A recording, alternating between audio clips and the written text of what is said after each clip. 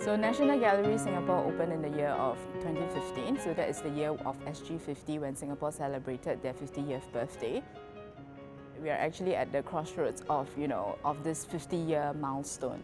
So basically, it's also the first time that, the visual arts is actually presented on such a large scale in Singapore. So I think one of our main goals is really to kind of educate the young and to bring art more accessible to everybody in that sense. 10 years or so ago, the government decided to push out the Renaissance plan. So the overall aim of the plan is to actually look at the arts and culture of Singapore. And since at that time, City Hall and former Supreme Court were really largely unused, and they were monuments as well. So the two programs actually fit quite well together. The thing is that we are located in a very key district. We are at the heart of the civic and cultural district. We are surrounded by a good mix of actually cultural institutions and buildings that kind of have dated from the 1800s, and also new buildings like skyscrapers, that kind of towers over us.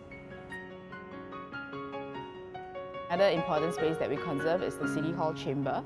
So that is where a lot of historical events have happened in that space, including the Japanese surrender to the Allied forces and also Mr. Lee Kuan Yew's inauguration as the first Prime Minister of Singapore.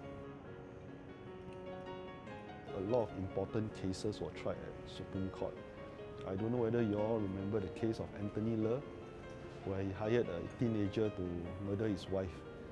If I recall correctly, that was the last major case heard in that court before they moved to the new building.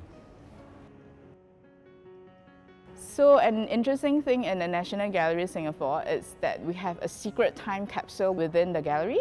So that's actually hidden within the foundation stone of the former Supreme Court building. So this foundation stone was actually the first stone that was cast for this entire building. So within the foundation stone, there are actually some newspapers of that time and also some street settlement coins. Yeah, so this is to be unveiled in the year 3000. I think the most interesting architecture found would really be the Rotunda Library in the Supreme Court building. So very few people know that there are actually two domes in the Supreme Court building. When you step into the Rotunda Library, which used to be the law library, you get a sense of awe when you actually enter that space. Well, I'm so honored to tell you the truth that I was completely impressed.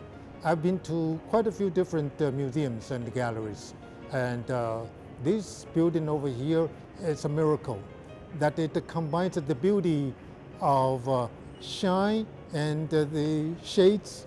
I'm a photographer, amateur by the way, and I see all the shades and shades combined together gives a perfect beauty for the human eyes.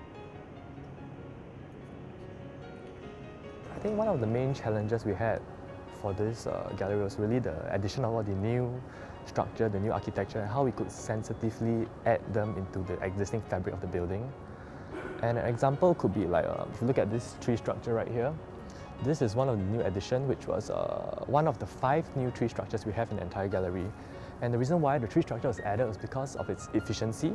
You could see that it could span such a wide carry such a wide span of new roof structure, and all it came down to was just that point at the basement. So you could actually see the roof as this simple line from the padang. It just seamlessly connects the roof of City Hall to the underside of the peach of the former Supreme Court. Another interesting thing is that in our adaptive reuse to the new National Gallery, we created 2 link bridges to connect 2 separate buildings. So through walking these 2 new spaces, you actually will kind of have a close-up detail of the Corinthian column.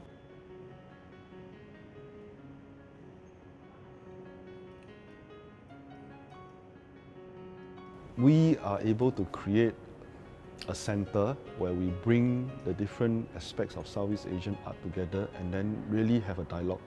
Because for the longest time, modern art is based on the dialogue started by European art. So there is really a vacuum for Southeast Asian art to have a voice.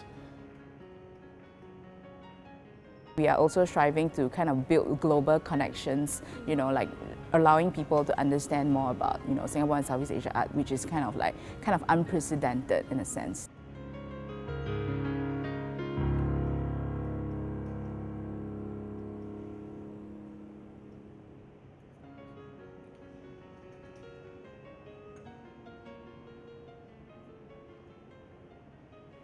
is modern art.